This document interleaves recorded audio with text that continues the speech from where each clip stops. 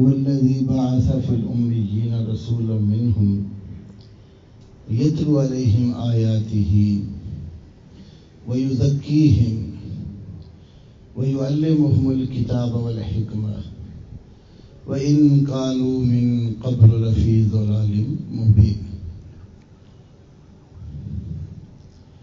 رب اشرح لي صدري ويسر لي أمري واحلل عقدة من لساني يفقهوا قولي اللهم صل على محمد وعلى آل محمد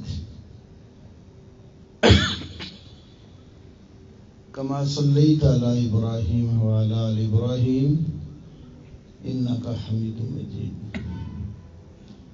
اللهم بارك على محمد وعلى آل محمد كما باركت على إبراهيم وعلى آل إبراهيم إنك حميد مجيد.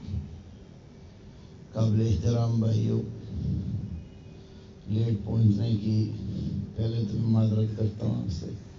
سفر بہت لمبا تھا اور تھکا دینے والا تھا. بلوچستان میں پروگرام تھا، تقریباً انہوں نے مجھے 10 بجے کا کہا تھا، لیکن میری باری کوئی دوہر کے بعد جا کر آئی. پھر وہاں سے باغم باغ، آپ کے پاس یہ بھی اندازہ نہیں تھا کہ اتنا رش ہوتا ہے سڑک پہ. بہرحال اپنی پوری کوشش کی، ہم رکے بھی نہیں گئے. اللہ نے آپ سے ملاقات کروا دی. اللہ کا بے پناہ شکر اور اس کی حمد کرتے ہیں اس بات پر. تو میں نے ابھی آپ کے سامنے 28ویں پارے میں سے سورہ جمعہ کی دوسری آیت پڑھی ہے. اس میں اللہ نے فرمایا ہے، اللہ تعالیٰ وہ ہے جس نے امی لوگوں میں انہی میں سے ایک رسول بھیجا جو ان پر اس کی آیات تلاوت کرتا ہے اور ان کو پاک اور صاف کرتا ہے اور کتاب اور حکمت کی تعلیم دیتا ہے. یقیناً یہ لوگ اس سے پہلے کھلی گمراہی میں تھے.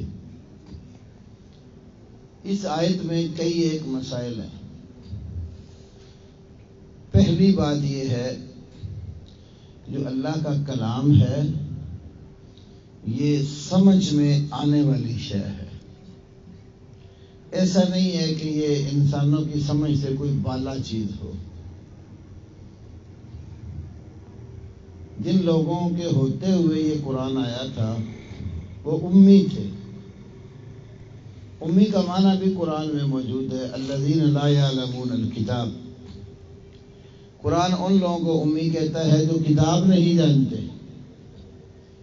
تو بالکل ان کو کتاب کا لکھنے پڑھنے کا کوئی پتہ نہیں تھا. اس لیے اس کا ترجمہ ہمارے ہاں کرتے ہیں ان پڑھ. تو ان پڑھوں میں اللہ نے ایک رسول بھیجا.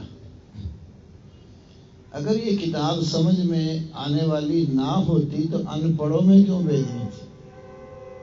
پھر کوئی اچھے خاصے پڑھے لکھے لوگوں میں بھیجی جاتی.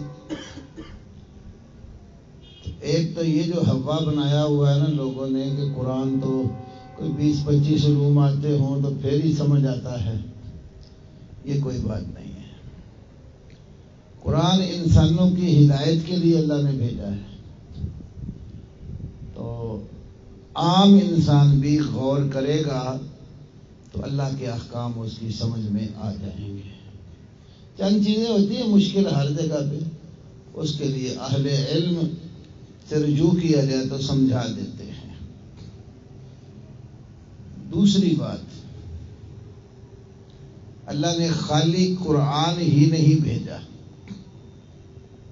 اس قرآن کے ساتھ ایک ہستی کو بھی بھیجا ہے.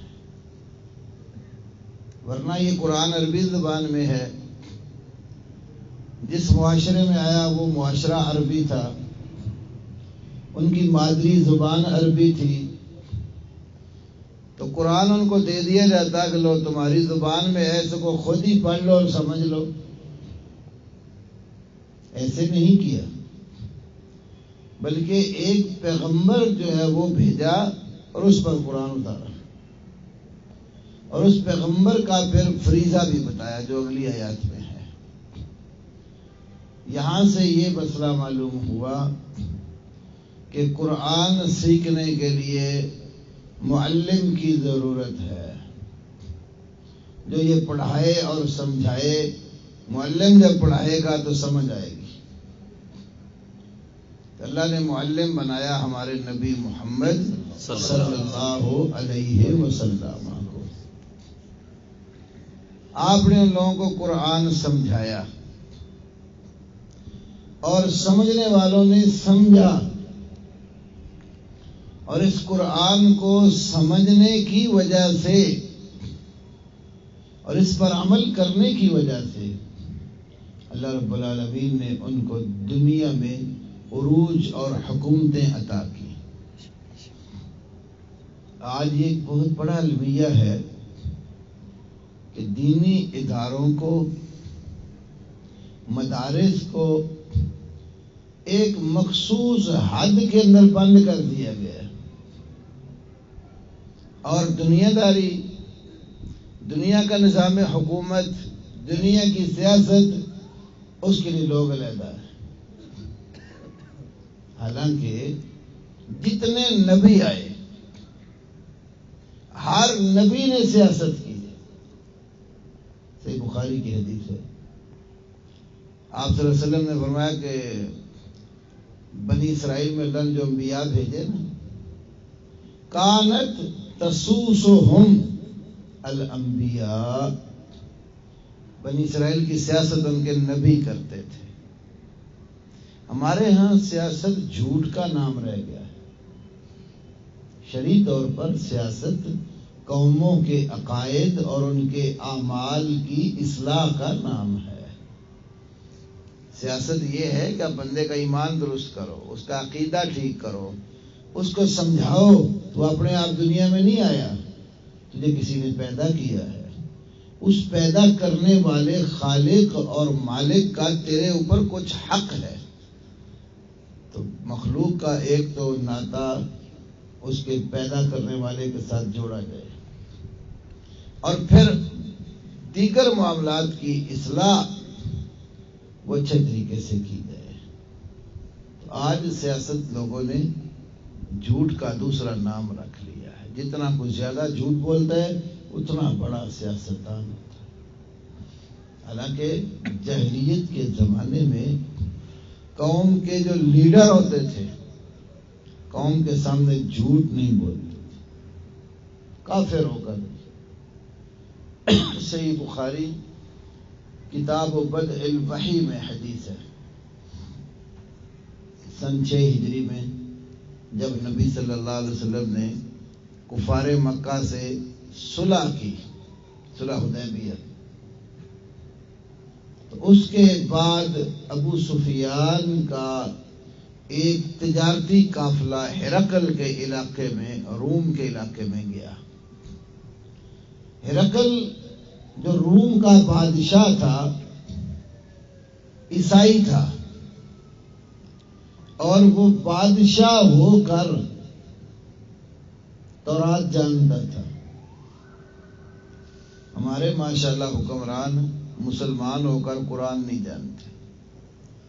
انہیں کئی ایسے بھی ہیں سورۃ اخلاص بھی نہیں پڑھنی آتی، کئی ایسے ہیں ان کو کلمہ سیدھی طرح پڑھنا نہیں آتا، مسلمانوں کے حکمران، اور وہ عیسائی تھا، تورات کا عالم تھا۔